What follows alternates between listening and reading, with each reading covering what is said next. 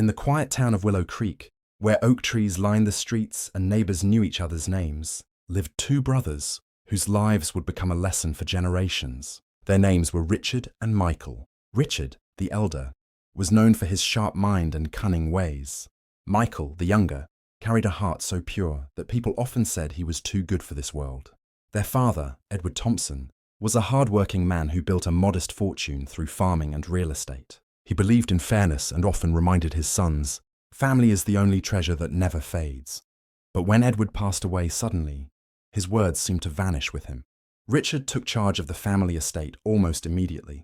With a voice full of authority and confidence, he told Michael, "You don't have to worry about a thing. I'll handle the lawyers, the papers, the banks, everything. You just trust me."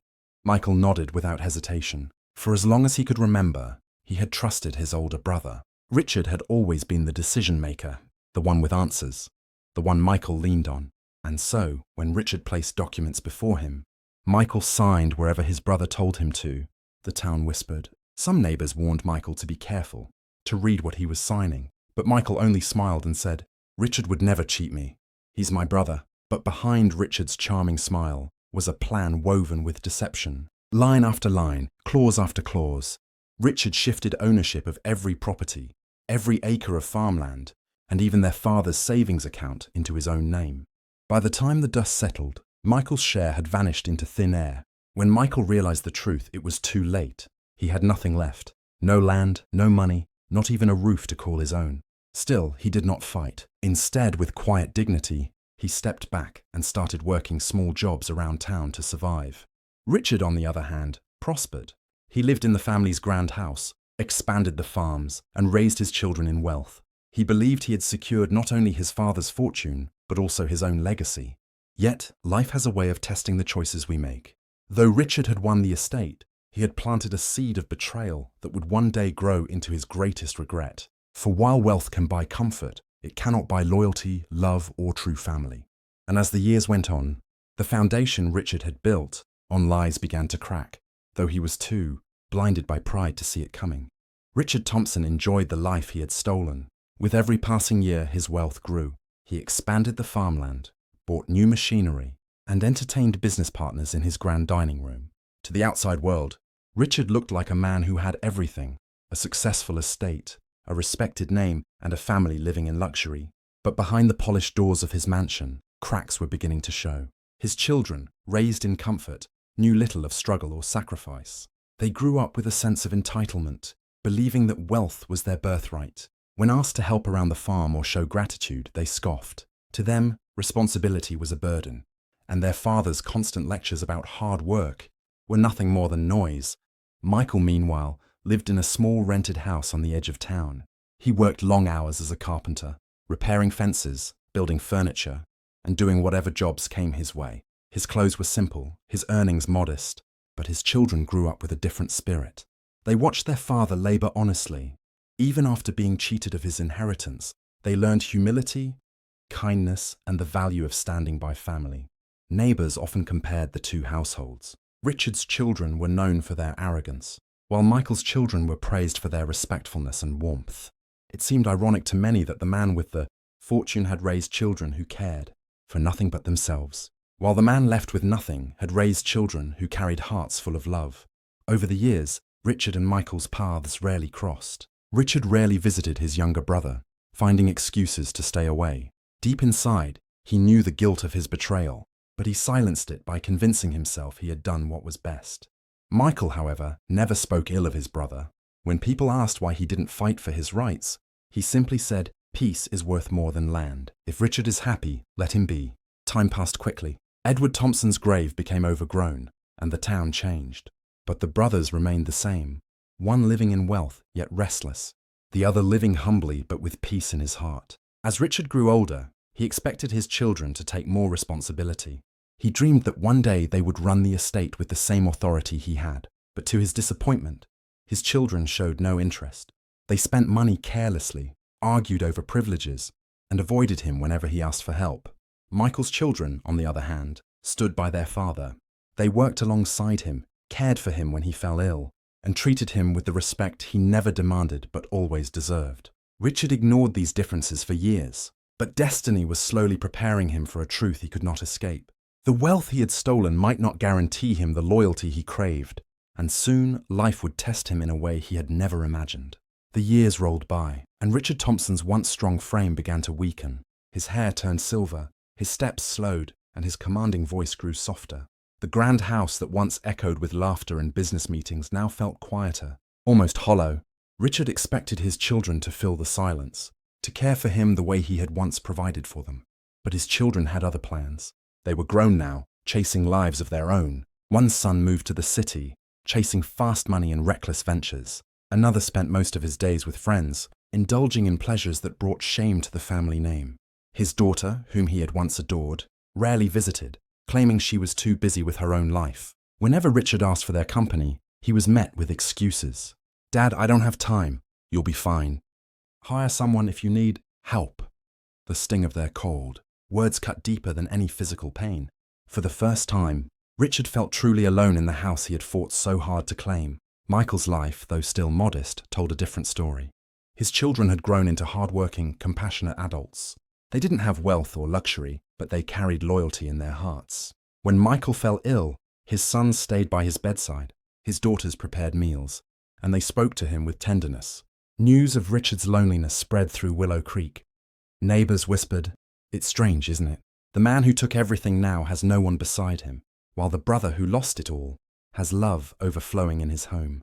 Richard tried to ignore such talk, but in the quiet of night, their words echoed in his mind. He remembered the day Michael had signed away his inheritance, trusting him completely. He remembered the smile on Michael's face, the innocence in his eyes. And now, decades later, Richard realized the price of his betrayal. Wealth in his hands, but emptiness in his heart. One autumn evening, Richard collapsed in his study.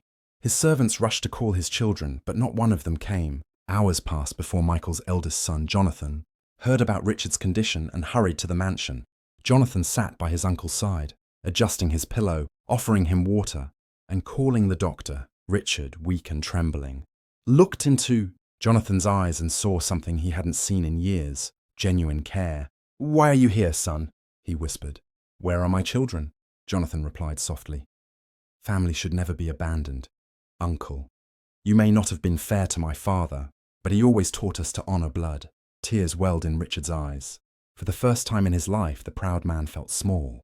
And in that moment, he began to understand that love, not land or property, was the true inheritance a man could leave behind. Richard lay in his grand bedroom, staring at the high ceiling with its elegant chandelier. The house was still magnificent, but to him, it felt like a prison. The silence pressed down on him, heavier than his failing health. The once lively halls had grown cold, and the laughter of his children was only a memory. His doctor advised him to rest, to avoid stress, and to surround himself with family. But family was exactly what he lacked. His children visited rarely, and when they did, their eyes carried impatience, as though they couldn't wait to leave. Sometimes they asked about money, about inheritance, but rarely about his well-being. One evening, after another lonely dinner, Richard found himself staring at a photo of his late father, Edward Thompson. The old man's words echoed in his mind. "Family is the only treasure that never fades." Richard sighed, his chest tightening not just from age but from regret. He had betrayed those words long ago, and now he was paying the price. Across town, Michael's home told a very different story. His children, though not wealthy, filled the house with warmth.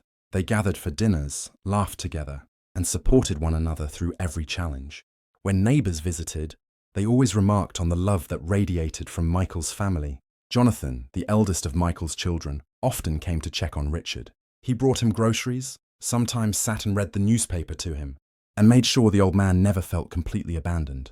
Richard tried to hide his gratitude, but inside, every act of kindness chipped away at his pride. One rainy afternoon, Richard sat in his study, coughing heavily. The sound of footsteps startled him. It was Emily, Michael's youngest daughter, carrying a tray of soup. She placed it gently on the table. "You should eat something, Uncle," she said softly. Richard's eyes filled with tears he could not hold back. Why do you children care for me? After everything I did to your father, why show me kindness?" Emily smiled gently. "Because Dad taught us forgiveness. He said bitterness only poisons the heart. He told us, no matter what Richard did, he is still my brother." The words struck Richard like lightning. His throat tightened, and for the first time in decades, He whispered his brother's name with sincerity. Michael. That night, Richard lay awake, wrestling with his conscience. He realized that while his wealth had bought him comfort, it had stolen the very thing that mattered most: love. His children saw him as a wallet, not a father. But Michael's children, despite having nothing to gain, gave him the affection he desperately craved. As his health declined further, Richard began to understand a truth he had ignored all his life. In the end, it is not property or power that defines a man's worth, but the love he leaves behind. And slowly, the idea began to form. In his weary mind, an idea that would change the future of his family forever. The decision weighed on Richard's mind for weeks. Each night, as he lay in bed, he thought about the years he had wasted chasing wealth, about the betrayal that had separated him from his brother, and about the emptiness that now surrounded him. His health was failing quickly, and he knew he didn't have much time left. His children, once the center of his dreams, rarely called. When they did, the conversations were brief and cold. "Dad, do you still have the deeds to the land?" one son asked. Another wanted to know about the money in his accounts. None of them asked, "How are you feeling?" or "Do you need me?" The truth was undeniable. His own children saw him as nothing more than a source of wealth. The love he had hoped for was nowhere to be found. Meanwhile, Michael's children continued to visit him often. Jonathan repaired the broken fence around his property. Emily read to him on rainy afternoons. Michael's second son, David, brought firewood and stayed to talk about life, making Richard feel less lonely. Each act of kindness reminded Richard of the love he had robbed his own brother of. One evening, Richard asked Jonathan to sit with him. His voice was weak, but his eyes carried the weight of years of regret. "Jonathan," Richard began, "I need to ask you something. Tell me honestly, how is your father? Does he hate me for what I did?" Jonathan hesitated, then spoke gently. "Dad never hated you, Uncle. He was hurt, yes, but he always said that carrying hatred would only destroy him. He prayed for you, even when you forgot him. And he taught us to respect you, no matter what." Richard covered his face with trembling hands. Tears seeped between his fingers. He whispered, "I don't deserve such mercy." For the first time, Richard realized he still had a chance. Maybe not to fix the past, but to change the future. He couldn't undo the betrayal, but he could decide what kind of legacy he would leave behind. The very next morning, he asked his lawyer to come to the mansion. When the lawyer arrived, Richard spoke clearly, though every word was strained with weakness. "I want to change my will," he said. "I want everything, the land, the house, the accounts, to be transferred not to my children, but to my brother Michael's children. They are the ones who stood by me when my own blood abandoned me." The lawyer looked at him in surprise. "Mr. Thompson, are you certain? This is a major decision." Richard nodded firmly. "I am more certain of this than I have been of anything in my life. My children do not deserve what I built, but Michael's children, they showed me what true family means." As the lawyer drafted the documents, Richard felt a strange peace settle over him. For the first time in decades, he felt he was doing something right, not for himself, but for those who truly cared. The papers were signed quietly in Richard's study. The lawyer packed his briefcase, glanced at the frail old man in the armchair and said, "It's done. The estate will belong to Michael's children after your passing." Richard leaned back, exhausted but relieved. For the first time in years, his heart felt lighter. He had spent a lifetime chasing land, titles, and control, only to realize that none of it mattered without love. Now, by giving everything to the ones who had shown him kindness, he felt he was finally honoring his father's words. Family is the only treasure that never fades. Over the next few weeks, Richard's health declined further. The doctor warned him that his time was short. His body grew weaker, but his mind was clearer than ever. He found himself reflecting on moments from the past. His father's gentle advice, Michael's trusting smile, and the day he had betrayed that trust. Each memory cut deep, but he no longer tried to run from them. One cold evening, Richard's eldest son came to visit. It had been months since he had last seen his father. He entered the mansion with a hurried step and little patience. "Dad," he said flatly, "we need to discuss the will. I heard rumors that you've been meeting with lawyers. Tell me it's not true. Everything belongs to us. It's our right." Richard looked at his son, whose eyes burned with greed. For years, he had fooled himself into thinking he was raising heirs. But now he saw them clearly, children who had inherited his wealth but not his values. "I've already made my decision," Richard replied quietly. "The estate will go to Michael's children." The son's face twisted in rage.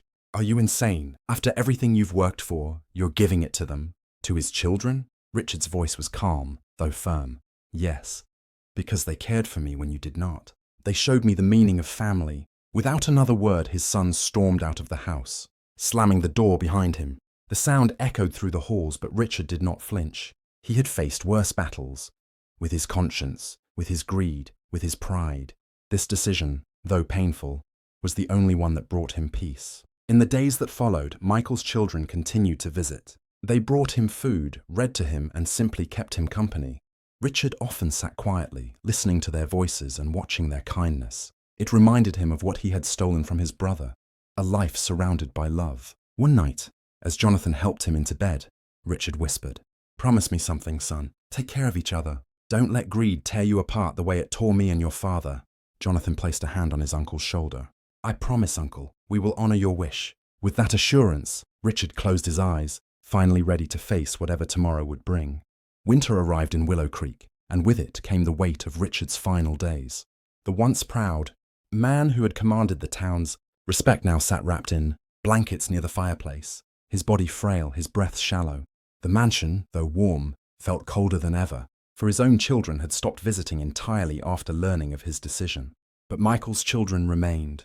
They visited daily, bringing life to the lifeless house. Jonathan chopped firewood, Emily decorated the rooms with flowers, and David read aloud to Richard from his father's old Bible. Their presence filled the silence with warmth. Something Richard had long forgotten could exist in his home. One afternoon, Richard asked to be wheeled into the garden. Though weak, he wanted to feel the winter air one last time. Jonathan pushed his chair, while Emily draped a shawl around his shoulders. As they walked along the frost-covered path, Richard whispered, "Do you know why I brought you here?" They shook their heads gently. "This garden," Richard said, his eyes glistening, "was your grandfather Edward's pride. He told me once that it didn't matter how much land we owned, as long as this garden was full of life. I didn't listen. I chased more, always more, and in the process, I lost what mattered most." Emily knelt beside him. "You haven't lost everything, Uncle. You still have us." Her words pierced his heart. For decades, he had thought love could be bought with wealth. But here were Michael's children. Proof that love was given freely, without condition. That evening, Richard asked for paper and pen. His hands trembled, but with Jonathan's help, he wrote a letter addressed to Michael. Though Michael had passed away years earlier, Richard felt he needed to say the words he never had the courage to speak. "Dear brother, I betrayed you once, and for that, I can never forgive myself. But your children have shown me what true love means. They gave me the family I never earned, the care I never deserved. I wish I had been half the man you were. I cannot undo the past, but I hope that in leaving everything to them, I can at least honor you in death, if not in life. Forgive me, Michael. Yours always, Richard." When he finished, Richard folded the letter and handed it to Jonathan. "Keep this safe," he said. "It belongs with your father's memory." Jonathan, his eyes moist, nodded. "We will treasure it, Uncle." That night, as Richard rested in bed, he thought about the strange twist of fate.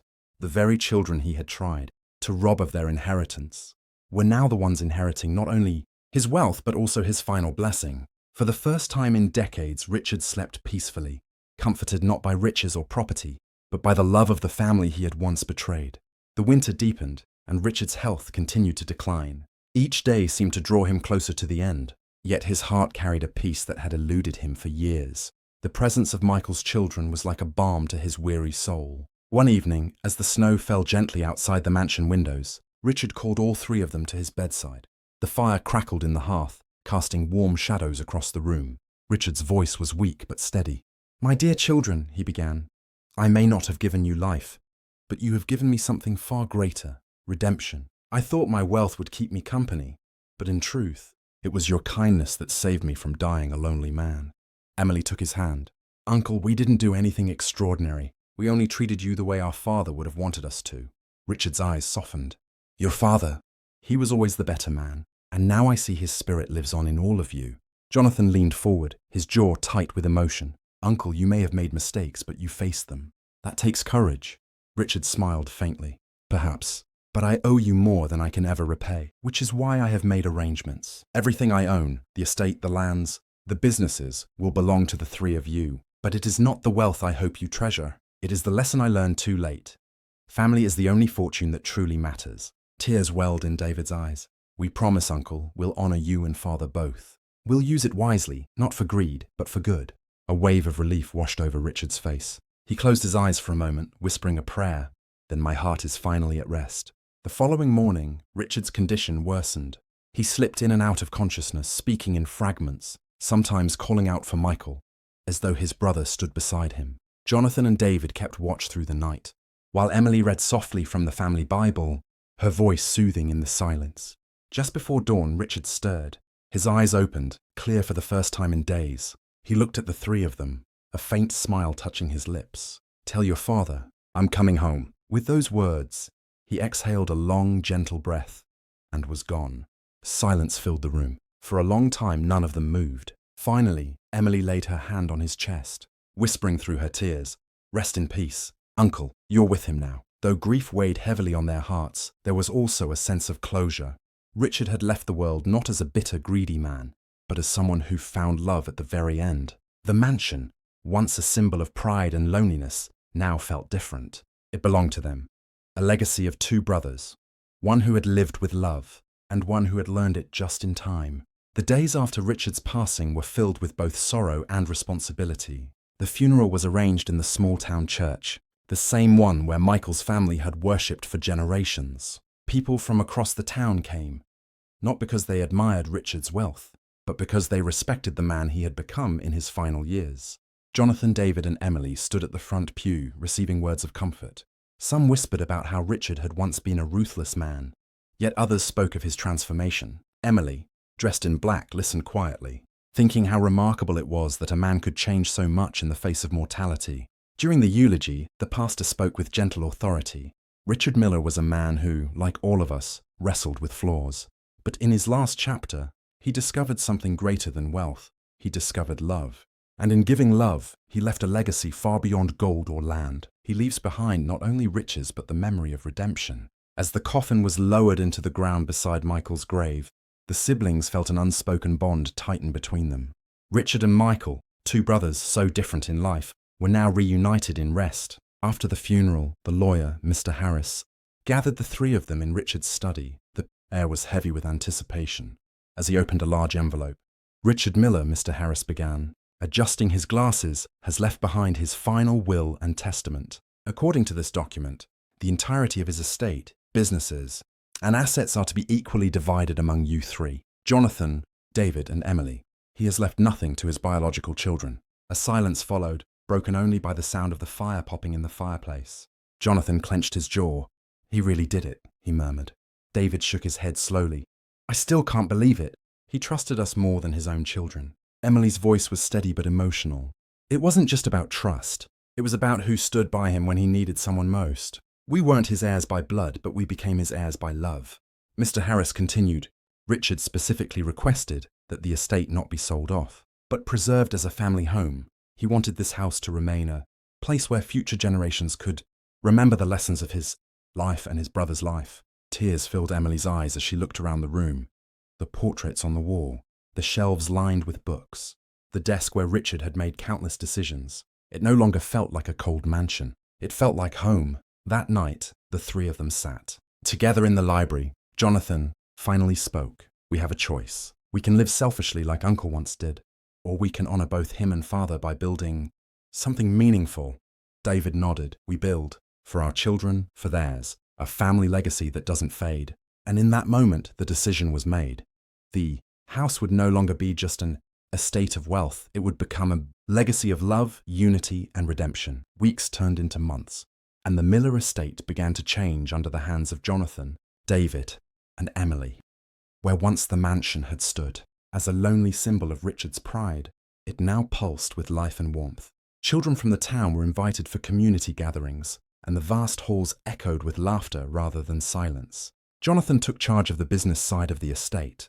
His natural sense of responsibility and fairness made him a strong leader. Under his guidance, the companies Richard had once run with an iron fist were transformed into businesses that valued both employees and community. He introduced new policies, fair wages, better working conditions, and charitable contributions. For the first time, the Miller name began to represent integrity rather than greed. David, always the more compassionate of the three, turned his energy toward people.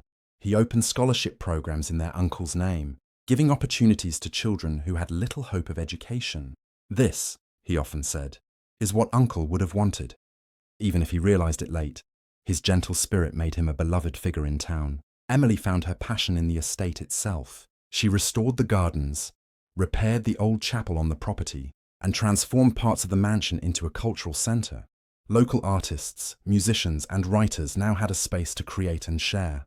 The cold, imposing house that once isolated Richard now became a place that connected people. But with growth came challenges. Richard's biological children, who had been absent during his final days, returned when they heard about the inheritance. Their anger was fierce. They filed lawsuits, challenged the will, and spread rumours in town. One afternoon, Jonathan received a thick envelope of legal papers. "They're contesting the will," he told his siblings grimly. Emily's face paled, but Uncle was clear in his wishes.